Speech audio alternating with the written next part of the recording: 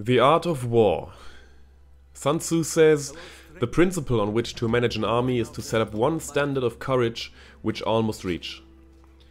Our plan is to get to level 5 and use the battle standard to deal damage. The battle standard is the only reliable skill in the warfare mastery which grants flat damage, which is what I am looking for in a speedrun. We want reliable damage, the battle standard will deliver reliable damage. Sun Tzu says, the general who wins the battle makes many calculations in his temple before the battle is fought. The general who loses makes but few calculations beforehand. For now, the sanguine Legobolon will do, but ultimately I want fast attacking thrown weapons with the of destruction suffix. We deal flat physical damage with the battle standard, so percentage boost on physical damage is what we should go for. Sun Tzu says, if fighting is sure to result in victory, then you must fight, even though the ruler forbid it. If fighting will not result in victory, then you must not fight even at the ruler's bidding. I do not know if we can defeat Nessos at level 4. The damage output that we have right now is disappointing, especially against undeads who are immune to life leech. Fights take time, but as Confucius says, it does not matter how slowly you go, as long as you do not stop. So we run past Nessos with the intention to come back at a later stage. I don't know if Titan Quest chose to reward this decision, but at the Mycenaean ruins we find the earliest leggings of journeying that I have seen in a long time. We'll be able to equip them once we reach level 8, and the 22% bonus on movement speed is great. After a little more than 12 minutes, we reach level 5 in Tegea and can port back to Sparta. With the newly unlocked battle standard, 2 throwing weapons and a battle marker, we take on our first strong opponent. And this is what I envisioned. Nessos goes down after a few quick hits, we open the majestic chest and report back to Leonidas.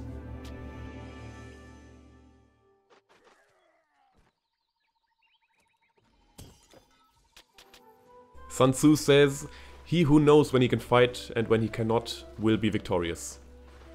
I know exactly when we can fight, whenever we have the battle standard ready. This is our main damage source and it will hopefully carry us through this whole run. With the battle standard we are powerful.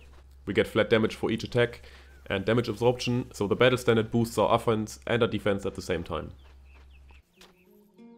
Sun Tzu says, appear weak when you are strong and strong when you are weak.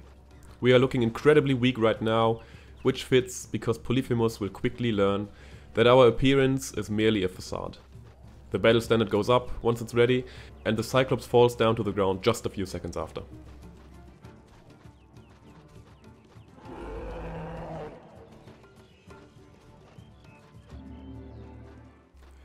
The undeads which we have to kill for the shipwreck quest suffer the same fate. The battle standard boosts our damage, we kill the drowned sailors and pick up the smith's hammer. Aesthetically pleasing, but of no use for this run. Sun Tzu says, quickness is the essence of war. We didn't get any movement speed so far, and our attack speed with the Legobolons is on the lower side. In Ambrossos I spent some money and buy throwing knives, which will raise our attack speed and therefore our damage output. But even better, shortly after, I spot the green tint of an outrider's tunic. 11% movement speed. And the gods are with us in these times. Among the abandoned goods we find a throwing knife of destruction. Exactly what I was looking for. In Delphi we buy our second throwing knife of destruction and use the enchanter to get the shard of Achilles' valor out of the old Legobolon.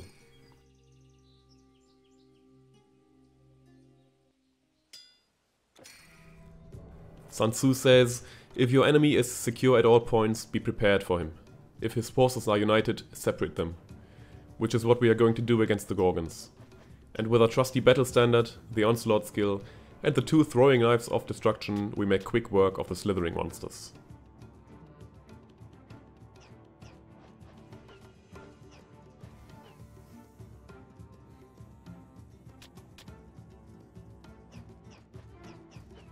Off to Athens. Sun Tzu says, he will win who knows how to handle both superior and inferior forces. Alistair has been a superior force for most of these single mastery runs, and his summoned minions can be classified as inferior forces. We know how to handle both of them. Battle standard, throwing knife. Collect the helmet, known as Hela's Rage, continue to Knossos. On our way to the Minoan Labyrinth, we find the third essence of Achilles' Valor. The completion bonus gives us another 8% attack speed.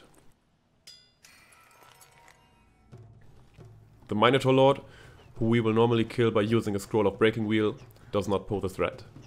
The battle standard protects us well and gives our attack enough power to quickly kill the Beastman. Once our battle standard's cooldown has worn off, we can place it again for the fight against the Telkin. The inhabited statues fall to the ground, and Megalesios dissipates into a circular void as our knives penetrate its mystical skin again and again and again.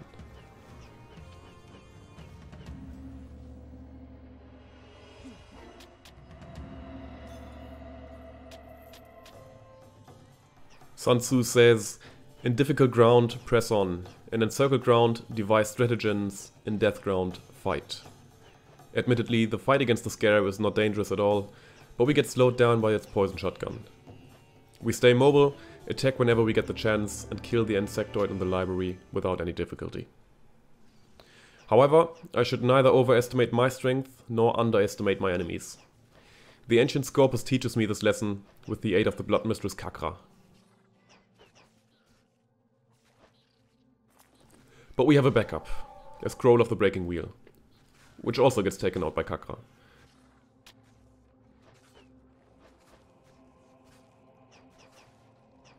Knowing I can't do much without my battle standard, I retreat and regroup. And with the second battle standard, we celebrate victory over two worthy opponents.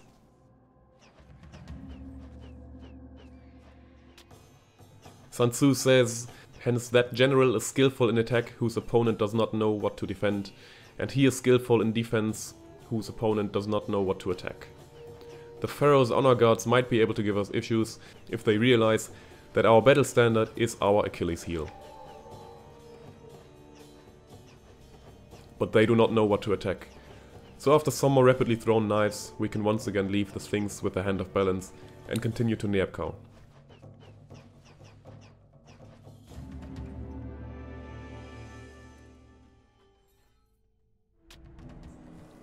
Neapkau does not know what to defend, which is fair, since we not only have the support of a battle standard, but are also under the influence of a battle marker. Back to Memphis we go. Sun Tzu says, "What the ancients call a clever fighter is one who not only wins, but excels in winning with ease." Arctaios the Telkin is our next opponent, and with our battle standard, the Telkin does not even get us to below half health. It spends some time summoning minions and copies, whom we take out much faster than they appeared, before finally leaving the mortal realm, leaving behind only a stone tablet, an oath ring and a few other items. The Sand Wraithlord suffers a similar fate. He also tries to overwhelm us with his minions, but we are far too strong for these demons.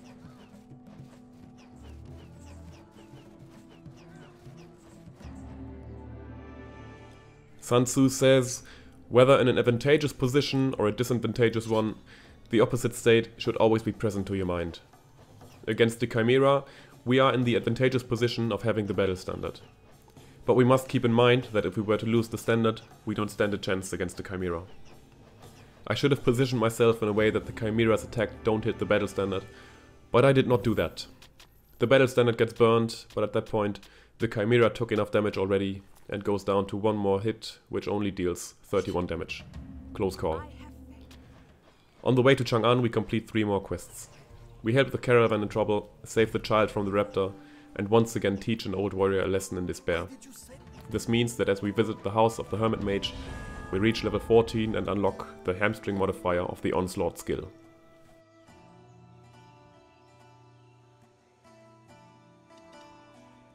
Sun Tzu says, "Move swift as the wind and closely formed as the wood. Attack like fire and be still as a mountain. The Demon Bull has the potential of knocking us down if we are not careful. We have the range advantage, move swiftly as he tries to close the gap, and attack fiercely when we get the opportunity. Our Blade Trap works nicely as a little distraction, but we would have won this fight even without its help."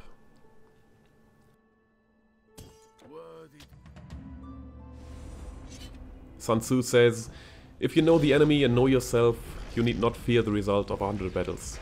I have fought against this Telkin 100 times. I know what the Telkin does. I know how to avoid the Telkin's damage. I know my battle standard.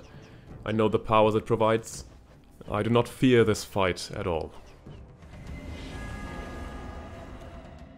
Sun Tzu says, if quick, I survive. If not quick, I am lost. This is death. We try to run past the lemures and skeletons at the lower Olympus, but get slowed down significantly. We are lost. This is death. So after reaching the rebirth fountain, I go back to the main menu to reset the enemies, and we can press on towards the top of Olympus.